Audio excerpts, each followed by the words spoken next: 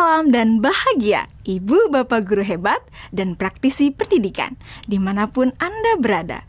Kali ini, Ibu Bapak akan melihat contoh situasi pembelajaran di sebuah kelas tingkat sekolah dasar yang menerapkan pembelajaran berdiferensiasi.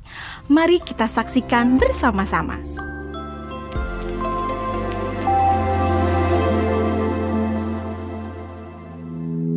Organ tubuh manusia. Minggu ini, Pak Kasim ingin mengajar sebuah materi tentang cara kerja salah satu sistem organ tubuh manusia, yaitu sistem pencernaan. Adapun tujuan pembelajarannya adalah melalui diskusi kelompok dan penugasan mandiri. 1. Murid dapat menjelaskan fungsi organ pencernaan pada manusia. Kedua, murid dapat membuat model dan menunjukkan cara kerja sistem pencernaan manusia. Sebelum pembelajaran dilakukan, biasanya saya akan melihat tujuan pembelajaran atau target apa yang akan saya capai pada hari itu. Setelah itu, saya melihat data atau informasi terkait murid-murid saya untuk menentukan strategi pembelajaran yang tepat dan penilaian yang sesuai. Saat merencanakan pembelajaran, Pak Kasim mempersiapkan beberapa sumber belajar yang menurutnya akan membantu murid-muridnya belajar sesuai dengan kebutuhannya. Sumber daya belajar yang disiapkan diantaranya adalah sebuah poster, berbagai bacaan yang memuat pembahasan tentang bagaimana organ pencernaan bekerja dari beberapa sumber. Ada yang berupa beberapa buku bacaan dengan tingkat kesulitan berbeda-beda, artikel sederhana, mengunduh sebuah video singkat yang sesuai dengan apa yang ia ingin anak-anak pahami, membuat kartu-kartu pertanyaan untuk membantu murid mengkonstruksi sendiri pemahaman mereka tentang cara kerja sistem organ pencernaan dengan menjawab pertanyaan. Sumber belajar yang beragam ini tentunya tetap sesuai dengan tujuan pembelajaran yang ingin dicapai atau dengan kata lain mengimplementasikan diferensiasi konten.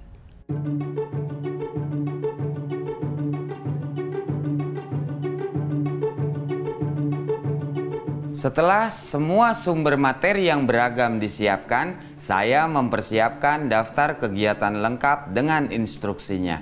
Misalnya, membaca buku atau artikel dan lain sebagainya, mengamati poster, mendiskusikannya, dan kemudian membuat ringkasan untuk menunjukkan pemahaman tentang isi poster tersebut. Menjawab kartu-kartu pertanyaan.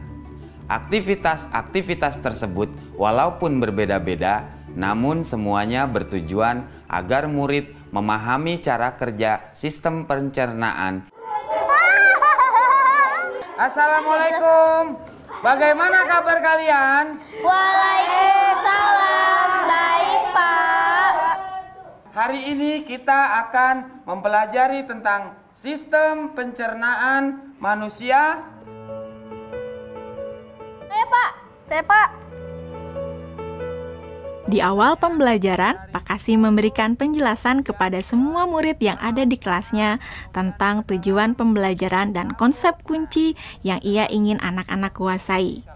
Lewat proses tanya jawab dan contoh-contoh, Pak Kasim memastikan bahwa murid-muridnya memahami apa yang dimaksud dengan sistem. Pak Kasim meminta murid-murid bekerja dalam kelompok. Untuk penugasan kali ini, Pak Kasim telah mengelompokkan murid berdasarkan tingkat kemampuan murid membaca. Hal ini karena tugas pertama yang harus dilakukan oleh setiap kelompok adalah membaca materi bacaan terlebih dulu. Teks yang dibaca tiap kelompok sesuai dengan kemampuan membaca mereka. Selama proses murid melakukan kegiatan, saya mengobservasi dan memantau pemahaman murid-murid. Saya mendatangi tiap kelompok, mengajukan pertanyaan, dan memberi pertanyaan lanjutan kepada murid-murid yang memerlukan bantuan atau perlu diberikan tantangan lebih. Saya juga membuat catatan-catatan penilaian selama proses ini. Setiap jawaban murid, pertanyaan murid, saya perhatikan dan menggunakan informasi ini untuk menyesuaikan tingkat bantuan yang akan saya berikan pada murid atau berdiferensiasi proses. Sistem pencernaan adalah serangkaian jaringan organ yang bekerja untuk mencerna makanan. Organ pencernaan antara lain meliputi mulut, kerongkongan, lambung, usus kecil, usus besar, rektum, anus.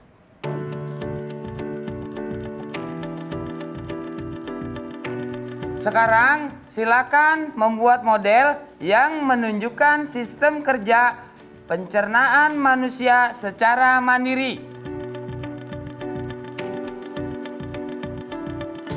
Selama proses murid-murid membuat model sistem pencernaan, Pak Kasim berkeliling melihat pekerjaan murid untuk mengetahui sejauh mana pemahaman murid.